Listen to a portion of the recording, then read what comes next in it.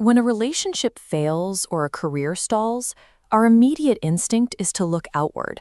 We label the difficult ex-partners and demanding bosses in our lives as toxic or narcissistic. This reflex offers profound psychological comfort. By pointing a finger at an external villain, we successfully shield our own egos from accountability. If they are the problem, you don't have to evaluate your own mistakes. This habit reaches its peak in a specific archetype known as the moralizer. This is the individual who loudly preaches about fairness and constantly denounces the toxic traits of everyone in their orbit. But human psychology rarely aligns with surface behavior. Individuals who claim to be completely above envy and ego are frequently exhibiting a dangerous form of covert narcissism. They use their loud moral outrage to demand attention and quietly manipulate the people around them. Obsessing over the flaws of others is an elaborate defensive illusion. It is a mental trick that keeps you completely blind to the actual source of your recurring friction, your own hidden nature. If we were to map out human traits like aggression, envy, and selfishness, every single person alive sits somewhere inside those circles.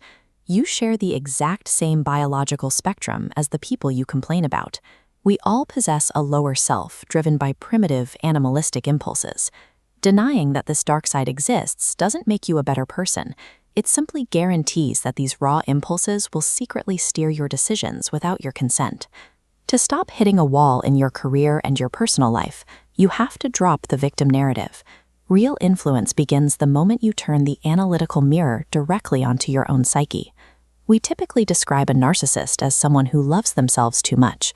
The reality is the exact opposite. Narcissism is driven by a catastrophic deficit of inner self-worth. Look at this diagram. If we place a horizontal waterline across the middle, we can measure human self-absorption.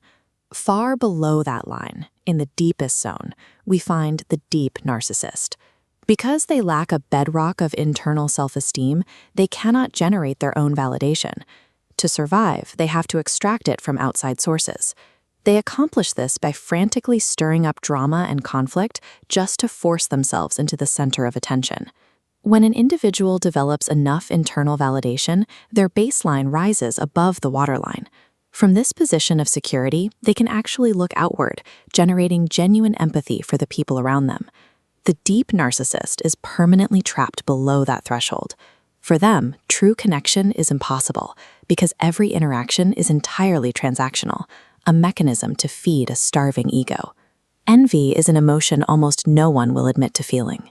But as a deeply social species, we are biologically wired to constantly compare our status and resources to the people around us. This constant comparison births a toxic archetype known as the leveler. These are individuals with fragile egos who weaponize passive aggression and calculated gossip to tear down anyone who achieves more than they do. They thrive on schadenfreude, finding literal joy in another person's pain. While they try to hide it, this envy physically leaks out through micro-expressions.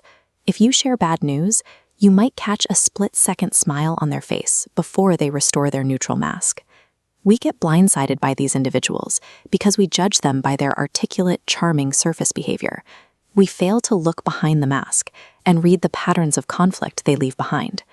When a partner or colleague sabotages you, it is rarely an unpredictable stroke of bad luck. It's a failure in your self-awareness, an inability to decode the psychological traces people leave behind.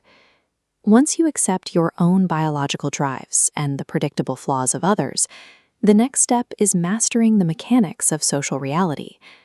A popular strand of modern advice insists you should always be your authentic self. But blurting out every raw emotion or aggressive impulse you feel isn't authenticity. It is animalistic behavior that destroys human cooperation.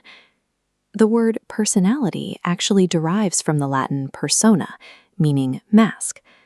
Consciously shaping your behavior and wearing a mask in public is a hard requirement for social cohesion. Lyndon B. Johnson built immense political leverage by adopting this exact principle. He refused to be the exact same person in every room. He meticulously tailored his presentation and his arguments to align with the specific vulnerabilities of whoever he was speaking to. Adjusting your persona for the situation is not malicious or fake. It is the highest form of social intelligence, self-control, and empathy. You cannot eradicate your dark biological drives, but you can practice psychological alchemy. You can actively transmute your lowest impulses into productive fuel. Take J. Robert Oppenheimer. Early in his career, he exhibited the traits of a deep narcissist, intensely needing to be the center of attention, but he managed to cure himself. Rather than extracting cheap validation by creating petty social drama, he took that desperate need to be noticed and channeled it entirely into his work. He directed his massive ego toward the monumental achievement of the Manhattan Project. You can apply this exact process to your own envy. When you feel the pain of being inferior to a peer, do not let it rot into bitter gossip or sabotage. Use that specific feeling as the competitive fire required to outwork them. True influence does not come from pointing fingers at the toxic people around you. It is achieved only by turning the mirror inward, taming your inner animal, and becoming the careful architect of your own human nature.